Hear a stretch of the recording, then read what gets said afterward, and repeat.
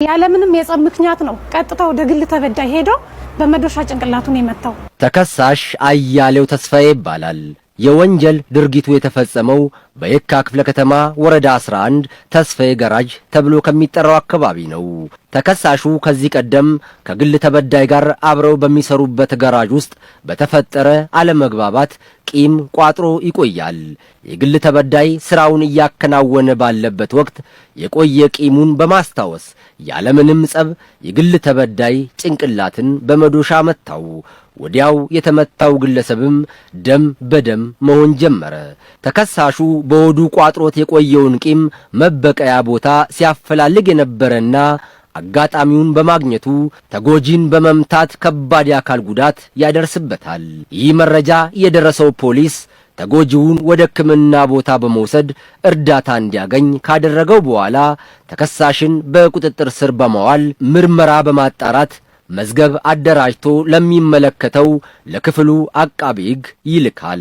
የግል ተበዳይ ተቀጥሮ በዛ በጋራጅ ውስጥ እየሰራ ያለ ቆየት ባለ ጊዜ ውስጥ ከግል ተበዳይ ጋር በተፈጠረ ያለ መግባባት እንደ ቂም መነሻ በማድረግ ድርጅቱ ላይ በሚሰሩበት ሰዓት ጸብ ነበራቸው። ያ መነሻ በማድረግ በእለቱ ግን ያለምንም የጸብ ምክንያት ነው ቀጥታ ወደ ግል ተበዳይ ሄዶ በመዶሻ ጭንቅላቱን የመታው። የግል ተበዳይ እጅግ በጣም የተፈነከተና ብዙ ደም እንዲፈሰው ያደረገና ራሱን ስቶ ሆስፒታል እንዲገባ ያደረገ ሲሆን ማስረጃ ለመዝገቡ የሚያስፈልጉን ግብአቶች ማስረጃ በማሟላት የሕክምና ማስረጃ በማምጣት ውሳኔዎችን በማምጣት ከመዝገብ ጋር በማያያዝ ክስ እንዲመሰረት አድርገናል። ለአቃቤ ሕግ አቅርበን ማለት ነው። ጉዳዩን ሲከታተል የቆየው የፌዴራል ከፍተኛ ፍርድ ቤት ቦሌ ምድብ ሁለተኛ ወንጀል ችሎት ተከሳሽን ጥፋተኛ በማለት በ7 ዓመት ከ9 ወር እስራት እንዲቀጣ ወስኖበታል። ግለሰቦች በስሜት ተነሳስተው ሰዎችንና ራሳቸውን ከሚጎዱ በተቻለ መጠን ትዕግስተኛ በመሆን የሚከሰቱ ችግሮችን ለማለፍ መጣር ይኖርባቸዋል። ከዚህ ካለፈ ግን ወደ ጥል ከማምራት ይልቅ ለሚመለከተው የሕግ አካል መጠቆም ያስፈልጋል ሲል የአዲስ አበባ ፖሊስ ጠቅላይ መምሪያ ገልጿል።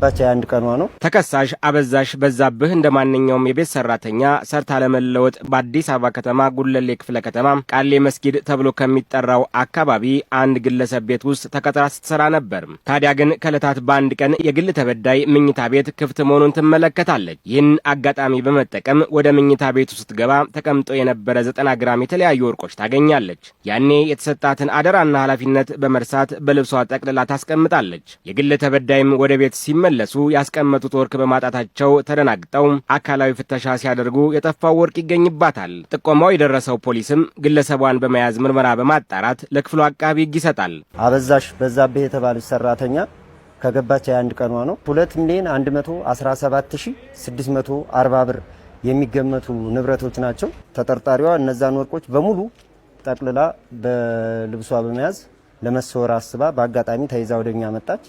በወቅቱም ከመጣች በኋላ ወዲያውኑ ኤግዚቢቱን ካስመለስን በኋላ አርቲዲ አቀረበ።